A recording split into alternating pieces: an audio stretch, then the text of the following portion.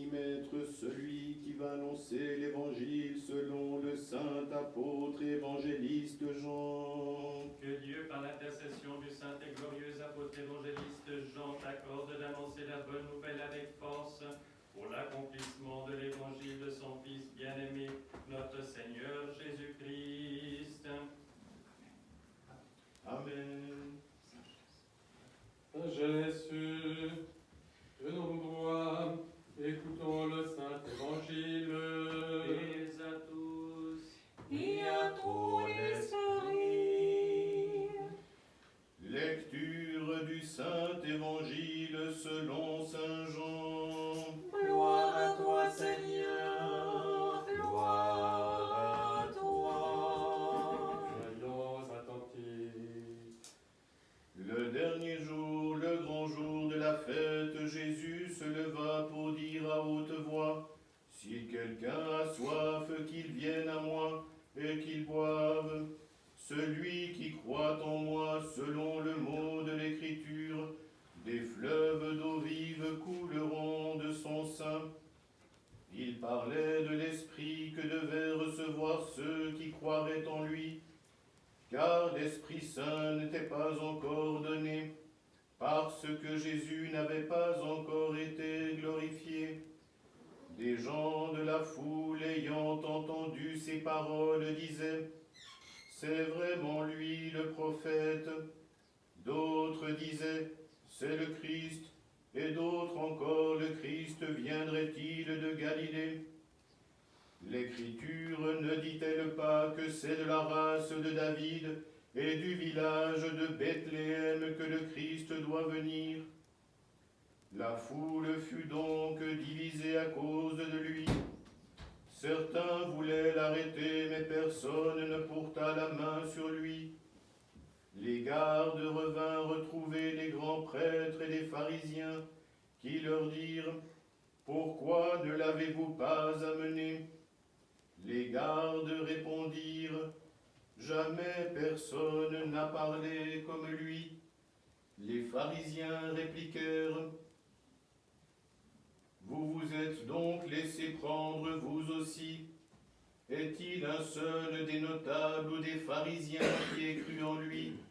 Maudite soit cette populace qui ignore la loi. » L'un d'entre eux, Nicodème, celui qui était allé de nuit trouver Jésus, déclara, « Notre loi condamne-t-elle un homme sans l'avoir entendu et sans qu'on sache ce qu'il a fait ?» Ils lui répondirent, « Serais-tu galiléen toi aussi?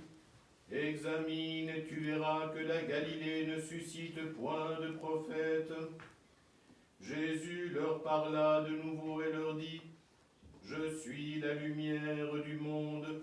Celui qui me suit ne marchera pas dans les ténèbres, mais il aura la lumière de la vie. » Gloire à toi, Seigneur. Gloire à toi. Et à toi qui as annoncé la bonne nouvelle.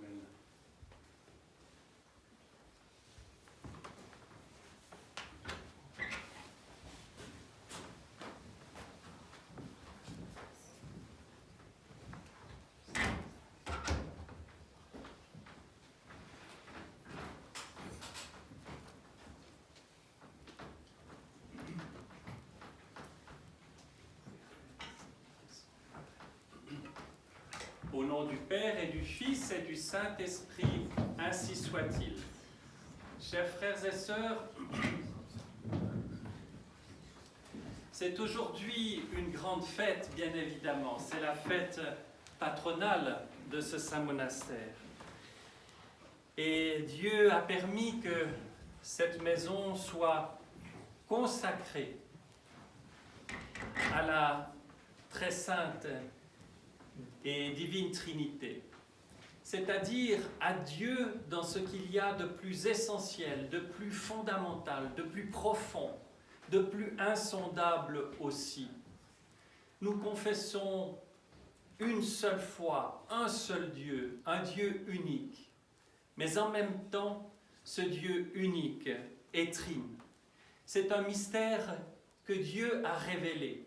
Ça n'est pas une construction humaine. En ce jour, et ce n'est pas pour rien que le jour de Pentecôte est consacré à la Trinité, parce qu'on ne peut dissocier les personnes, les hypostases de la Trinité, c'est évidemment la commémoration de la descente du Saint-Esprit sur les apôtres. Et nous avons accompagné le Sauveur dans sa passion, nous l'avons vu, nous avons été témoins de sa résurrection, nous avons également été préparés par lui durant les 50 jours qui nous séparent de Pâques de la Pentecôte. Et cette préparation, c'est une préparation à non seulement intégrer en profondeur tous les mystères de notre salut, mais en même temps à agir par après. La mission donnée aux apôtres est certes différente de la nôtre, mais nous aussi devons être les témoins du Christ jusqu'aux extrémités de la terre. Et c'est pour cela que la cinquantaine de jours qui nous séparent Pâques de Pentecôte est essentielle pour que nous intégrions ce dont nous avons été témoins et le transmettions. Et vous vous souvenez que durant cette période, le Seigneur prépare les apôtres et leur dit « Vous allez recevoir une force d'en haut ». Cette force est celle du Saint-Esprit, du Saint-Esprit Dieu. Le Verbe, le Logos, fait chair, après l'ascension, se met comme un peu en retrait de notre approche à nous et commence, si vous voulez, l'action du Saint-Esprit qui nous fait nous ressouvenir de tout ce que nous avons vu et entendu des choses du ciel, qui nous les rend vivantes aussi.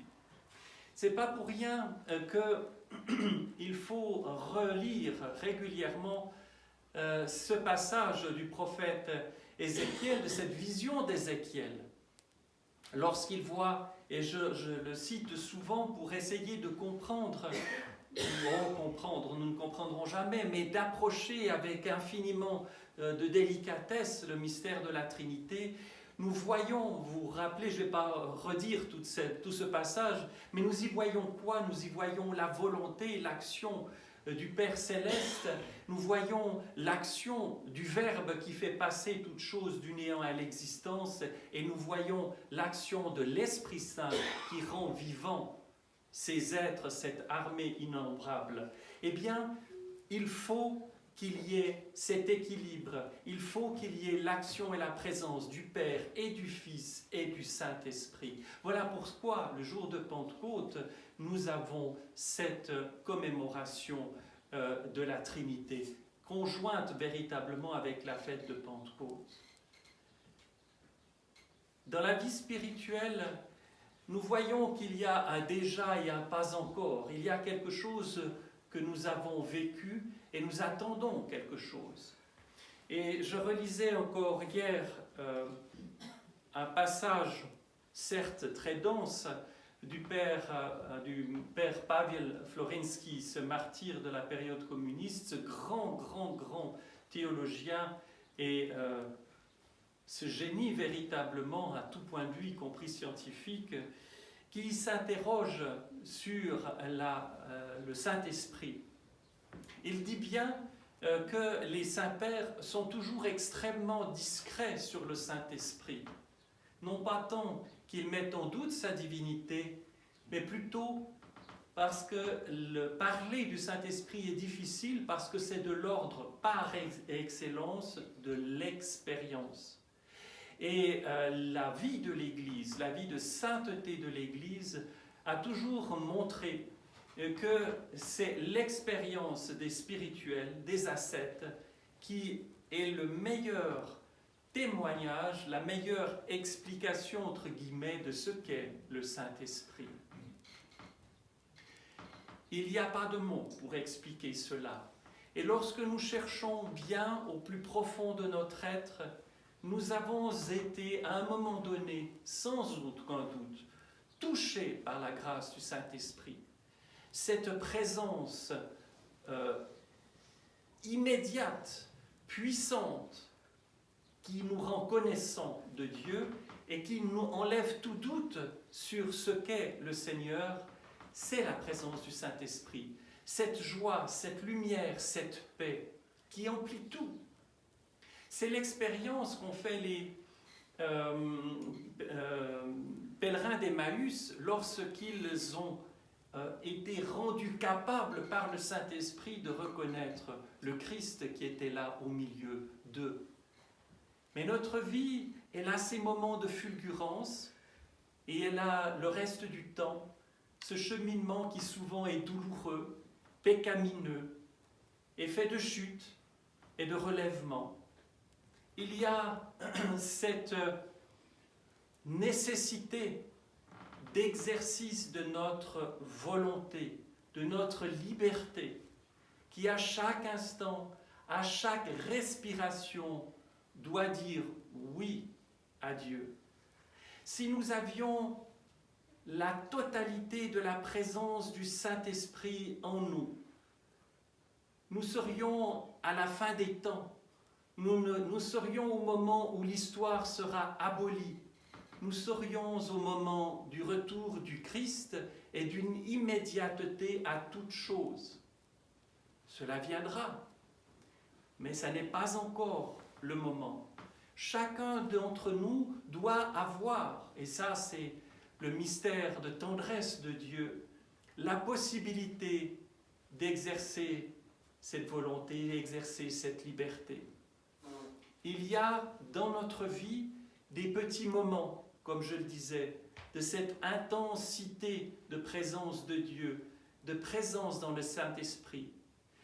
Et cela doit nous encourager, si nous le vivons au début de notre vie spirituelle, ou peut-être à la fin d'un long combat, à persévérer jour après jour. C'est le Saint-Esprit qui nous donne cette foi. C'est le Saint-Esprit qui nous permet d'espérer contre toute espérance. C'est le Saint-Esprit qui nous donne la capacité de découvrir la puissance et l'infinitude de l'amour du Christ pour tout être vivant. Je suis la lumière du monde. Je suis le chemin, la vérité, la vie, dit le Christ. C'est le Logos qui parle. C'est le Verbe fait chair.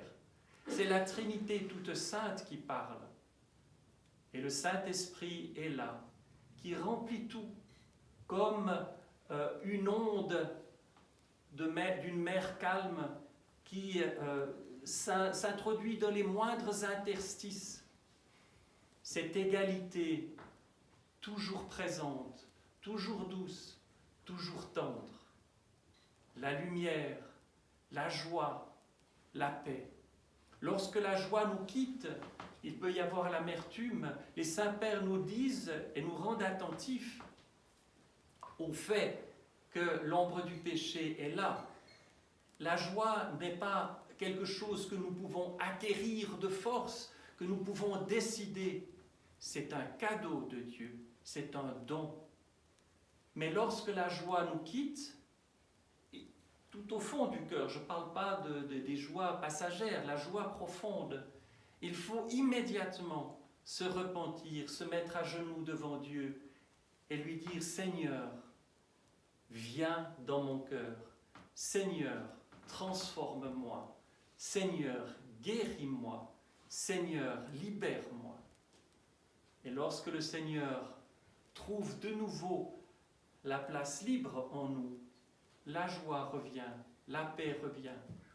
Et soyons très attentifs de ne pas confondre la vraie joie spirituelle profonde avec une joie qui viendrait d'une forme d'émotion ou d'émotionnalisme, si vous me permettez l'expression, d'une forme de sentimentalisme.